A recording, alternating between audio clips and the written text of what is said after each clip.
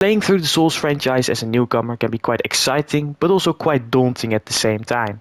There's a lot of Souls games that aren't really numbered from 1 to 7. Of course, you have Dark Souls 1, 2, 3, but then you also have games like Sekiro, Bloodborne, Demon's Souls, and Elden Ring. So in this video, I'll be showing you guys what the best way is to play through this franchise, because it's not just as simple as playing from game number 1 and then going to game number 7. That might sound like the most obvious thing to do, but it's not the most enjoyable experience you can have if you're new to this franchise. I've decided not to put Sekiro on the list because the game is just so different than any other of the Souls games. For example, going from, let's say, Dark Souls 3 to Bloodborne is, a new experience, but it is also quite the same. Like, all these games have the same mechanics, the same ideas. Of course, they all play a bit different. The only problem is with Sekiro is the game is just way different. It's not like any of the Souls games at all. So I will not be including Sekiro on this list. But if you really want to play through every single Souls-like game, then I'll definitely recommend you to just save Sekiro until last, or maybe start with Sekiro, or whatever you want with it, because the game is just way different. It's a way different experience than any other Souls-like games. With that being said, let's get on with the list. So the first and I guess most obvious way to play through the games is through release dates. So that means you would start with Demon's Souls, then go to Dark Souls 1 and 2, then play Bloodborne, then go back to DS3, and then end off in an absolute banger, Elden Ring. And maybe or hopefully once you finish all these games, the Elden Ring DLC would have come out. So after you finish Elden Ring, you can instantly play the DLC. But I don't really recommend going through these games in this order, because if you're not totally committed to playing through all these games, as a new player, Demon's Souls is not really the game to get you hooked to the franchise.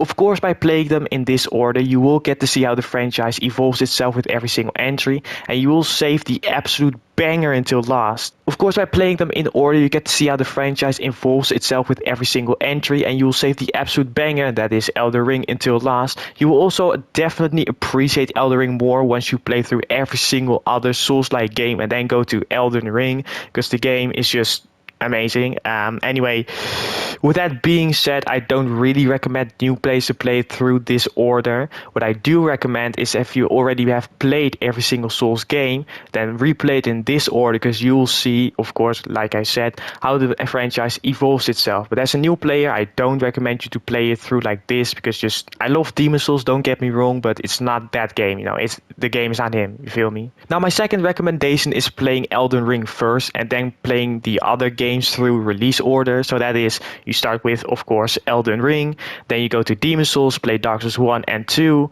play Bloodborne, and then play DS3. For me personally, Elden Ring was my first Souls-like game I've ever played. It was also the game that made me fall in love with this franchise. It made me want to play the other original Dark Souls games. And I think I speak for most people when I say that Elden Ring is the game that made them fall in love with this franchise. And that's why the reason I recommend you guys to play through this order, because I can guarantee you after you've played Elden Ring, you will be hungry to play more Dark Souls. And also, as a nice added bonus, when you finish Dark Souls 3 and go back to Elden Ring, it will make you appreciate the game much more when you first played through the game. Now, my last recommendation is playing the original Dark Souls first and then going to the standalone title. So that would mean start with Dark Souls 1, then go and play 2 and 3, and then you can play Demon's Souls, Elden Ring and Bloodborne in whatever order you want. Now, you can mix and match these three. For example, you could start with Demon's Souls and then go play the original 3 and then end off with, Bloodborne or Elden Ring, or you could save Elden Ring until last. As long as you play Dark Souls 1, 2, 3 in a row, then this definitely a really good way to play all these games, because Dark Souls 1 is amazing. It's a really good game and will definitely get you hooked on the Dark Souls franchise. And not only that, but the series just gets better from there, except of course Dark Souls 2. But then again, after you have played Dark Souls 2, you'll play Dark Souls 3, which is a massive improvement of the previous game. It's also good because if you play it in release order, games like Bloodborne could throw you off, since you play that between Dark Souls 2 and Dark Souls 3.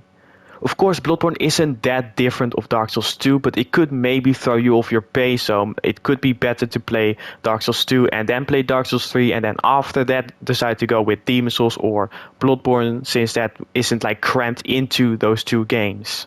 It's also great because Demon's Souls and Elden Ring and Bloodborne are kind of standalone titles. Like, the games have their own mechanics, boss design, like they're not super similar to Dark Souls 2. It's not like if you play Bloodborne you'll play Dark Souls 4. Like, the game is different, except maybe Elden Ring you could consider as Dark Souls 4, but then again, Elden Ring is a bit different with boss design, of course, and it is open world. And of course you have Demon Souls, which is the first ever Souls-like game to be released, so the game isn't as good as the other ones, and it's also definitely not as hard as the other ones, but it's still a good game to play.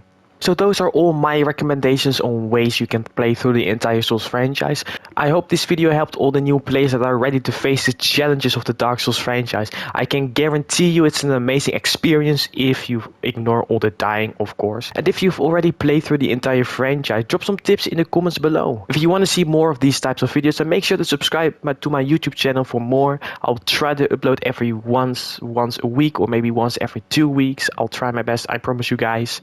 Oh, and by the way, I'm currently playing through Sekiro for the first time on my Twitch channel, so if you want to check it out, then go drop a follow. And again, thank you all so much for watching.